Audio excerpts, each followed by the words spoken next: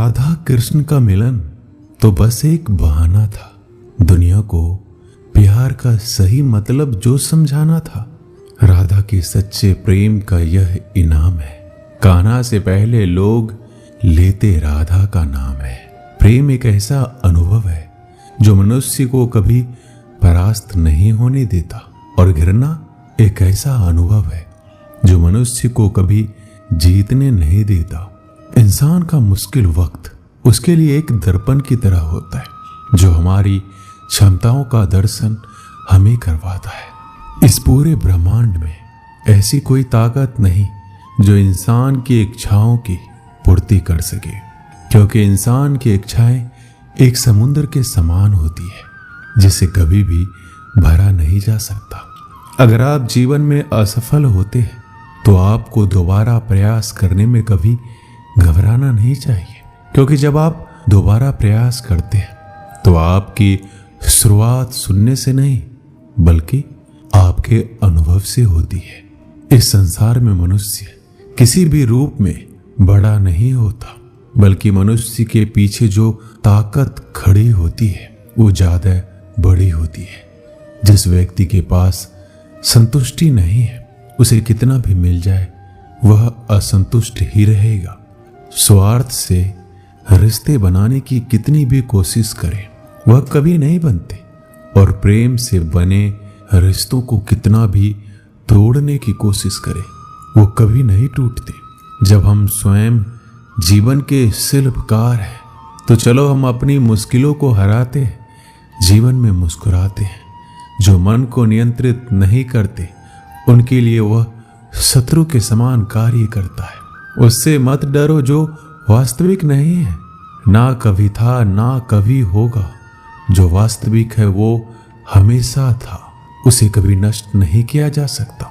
कृष्ण ने दुष्टों को भी अपनी गलती सुधारने का मौका दिया, क्योंकि वो किसी मनुष्य को नहीं उसके अंदर के बुराई को मारना चाहते थे। शब्द उतने ही बाहर निकालने चाहिए जिन्हें वापस भी लेना पड़े तो खुद को तकलीफ ना हो। जीवन में कभी भी किसी से अपनी तुलना मत कीजिए। आप जैसे हैं सर्वश्रेष्ठ है। बड़प्पन वह गुण है जो पद से नहीं संस्कारों से प्राप्त होता है। परायों को अपना बनाना उतना मुश्किल नहीं है जितना अपनों को अपना बनाए रखना होता है। हमेशा छोटी छोटी गलतियों से बचने का कोशिश किया करो, क्योंकि इंसान पहाड़ों से नहीं पत्थरों से ठोकर खाता है। रिश्तों को निभाने के लिए वक्त निकालिए। कहीं ऐसा ना हो जब आपके पास वक्त हो तो रिश्ता ही ना बचे। वक्त और अपेक्षा बदलते ही सबके असली चेहरे सामने आ जाते हैं, या फिर हमें कुछ कमी आ जाती है, या वो अभिनय अच्छा करने लगते हैं। जहां एक निराश मनुष्य किसी भी कार्य में उसका दुष्परिणाम खोज लेता है, वहीं जिज्ञासु और आशावादी मनुष्य हर मुश्किल कार्य में भी एक अवसर खोज लेता है। किसान की भी क्या मजबूरी है, यहाँ उसकी छत टपकती है फिर भी बरसात की दुआ भगवान से करता है। अध्यापक और जीवन में बस इतना ही अंतर है। अध्यापक उपदेश सिखाकर परीक्षा लेता है और जीवन परीक्षा लेकर उपदेश सिखाती है। घमंड में डूबे मनुष्य को ना तो स्वयं की चूक दिखाई देती है, ना ही दूसरों की कोई बात अच्छी लगती है। हमारे जीवन की सबसे बड़ा सौभाग्य आपको पता है क्या है? कि जब हम रूठ जाएं तो हमें मनाने वाला भी कोई होना चाहिए। पीड़ा जब होती है जब स्वयं को चोट लगती है, वरना दूसरों के तो सिर्फ रक्त ही नजर आते हैं, उनकी पीड़ा नहीं। संसार को समझने से पहले स्वयं को कठोर कर लो, नहीं तो ये संसार कुचल के रख देगा आपकी हिम्मत को। सुगंध से हमारे कपड़ों का महकना कोई बड़ी बात नहीं है। आनंद तो तब आएगा जब आपके आचरण से सुगंध आए। कथन तो मैं भी साधारण ही करता हूं, बस समझने वाले इसे असाधारण बना देते हैं। सूरज कितना भी तेज हो क्या महासागर को सुखा सकता है? उसी तरह आशा का सागर एक असफलता से खाली नहीं हो सकता। किसी पर भी पक्का विश्वास नहीं करना चाहिए, क्योंकि नमक और शक्कर का रंग हमेशा एक जैसा ही होता है। इस दुनिया में अक्सर लोग किसी को याद करके भूल जाते हैं, लेकिन उसका हिसाब लगाना कभी नहीं भूलते।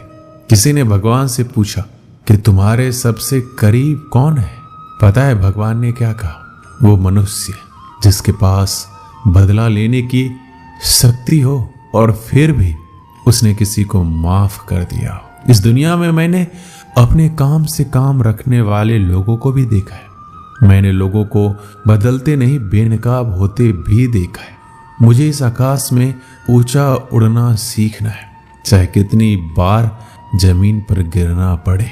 अगर मेरे सपनों को पूरा करना है तो चाहे स्वयं से क्यों न लड़ना पड़े। दुनिया का सबसे कड़वा सच पता क्या है? खुशियां लाते लाते माँ बाप के चेहरे पे झुर्रियां उभर आती है। ना जाने भगवान मेरी ये कैसी परीक्षा लेता है। कठिनाइयां भी सख्त है और मुझे कभी असफल भी नहीं होने देता। हमारी जिंदगी का सबसे बड़ा इस्तेमाल इसे ऐसे किसी कार्य में लगाने में है जो इस जीवन के बाद भी दूसरों के लिए काम आता रहे। इस संसार में सभी लोगों का मृत्यु अटल है, पर वास्तव में सभी लोग अपना जीवन जीते ही नहीं। मनुष्य कहता है जीवन मिला है अपने तरीके से जीने के लिए, लेकिन वही मनुष्य सुबह होते ही किसी और के रास्ते से जीने चले जाता है। कठिनाइयों ने जो सबक मुझे सिखाया है वो सबक एक एक शब्द मुझे हमेशा याद रहते हैं। अगर आप कामयाब नहीं हो रहे तो आपको जरूरत है अपने स्वभाव को बदलने की। हमारे जीवन में बुरे मनुष्य हमेशा अच्छा सबक सिखा कर जाते हैं। हमें हमारा रास्ता भी सही चुनना चाहिए, क्योंकि कभी हमारे इच्छित लक्ष्य रास्तों में ही मिल जाते हैं। सफल होने में आनंद तो तभी है जब सारी दुनिया आपको असफल करने पर जुटी हो।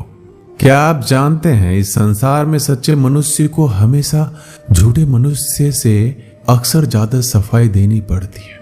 जिंदगी में वक्त हर बुरे वक्त को जरूर बदल देता है, बस अच्छा वक्त आने के लिए थोड़ा समय चाहिए। गर्व ना करना कभी अपनी जिंदगी में। किस्मत हमेशा बदलती रहती है, आईना वही रहता है, बस उसमें आकृति बदलती रहती है। इस जिंदगी में हमेशा एक बात याद रखना, मित्रता और आशीर्वाद में बस अपना मन साफ रखना। मुझे मित्रता करनी है इस समय के साथ। मैंने देखा है ये अच्छे अच्छों को पूरा बदल देती है। हर कोई चिंतित है मेरे ज्यादा बोलने से, और मैं चिंतित हूं अपने अंदर के निशब्दता से। जब तक जीना ना सिखा देती है ये जिंदगी, आपको मरने भी नहीं देगी। मेरी जिंदगी एक चक्रव्यूह है और मैं उसका अर्जुन। मेरा पूरा जीवन एक बड़ी कहानी है और उसमें ऐसे हजारों पन्ने हैं जो मैंने अभी तक नहीं पढ़े हैं। कुछ करने की शुरुआत जीवन में ख्वाब देखने से ही शुरू होती है और वो ख्वाब पूरा करने पर खत्म। हमारे जीवन में खुद को पराजित करना किसी और को पराजित करने से ज्यादा अच्छा है।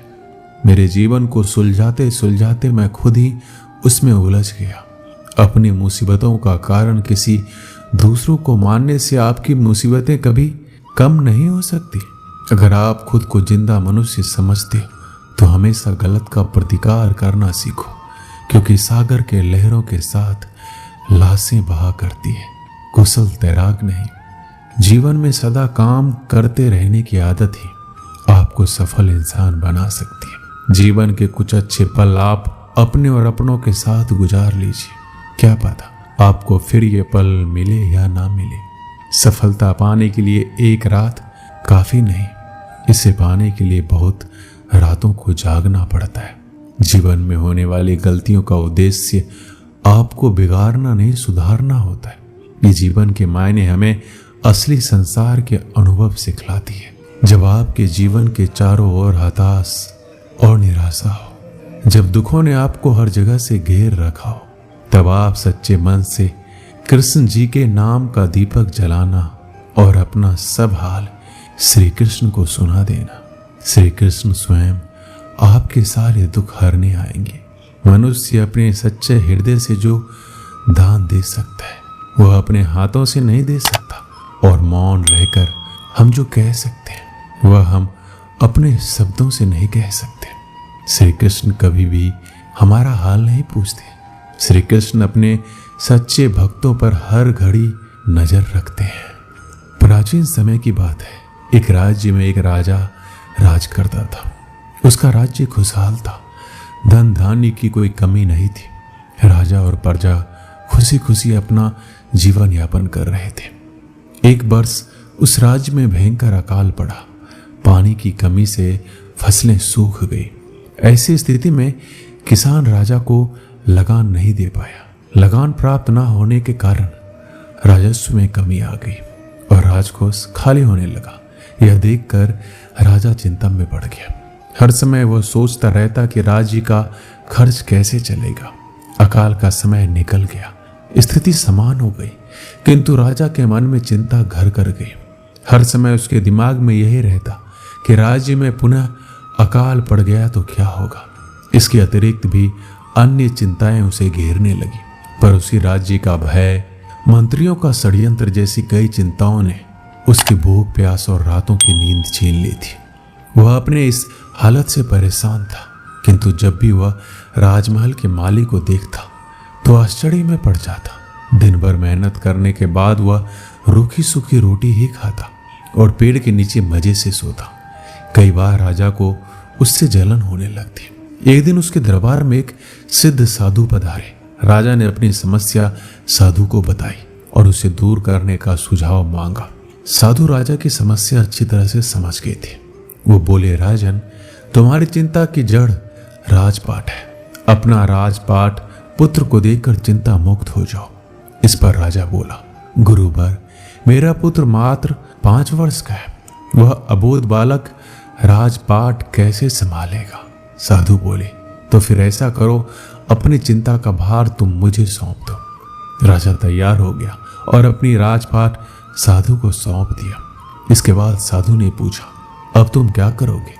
राजा बोला, सोचता हूं कि अब कोई व्यवसाय कर लो, लेकिन उसके लिए धन की व्यवस्था कैसे करोगे? अब तो राजपाट मेरा है, राजकोष के धन पर भी मेरा अधिकार है। राजा ने उत्तर दिया, तो मैं कोई नौकरी कर लूंगा। तब साधु ने कहा, ये ठीक है, लेकिन यदि तुम्हें नौकरी ही करनी है तो कहीं और जाने की आवश्यकता नहीं है, यही नौकरी कर लो।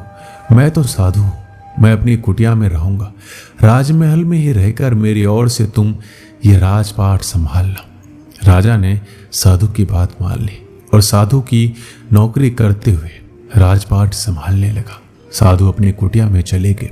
कुछ दिन बाद साधु पुनः राजमहल आए और राजा से पूछा, कहो राजन, अब तुम्हें भूख लगती है या नहीं? तुम्हारी नींद का क्या हाल है?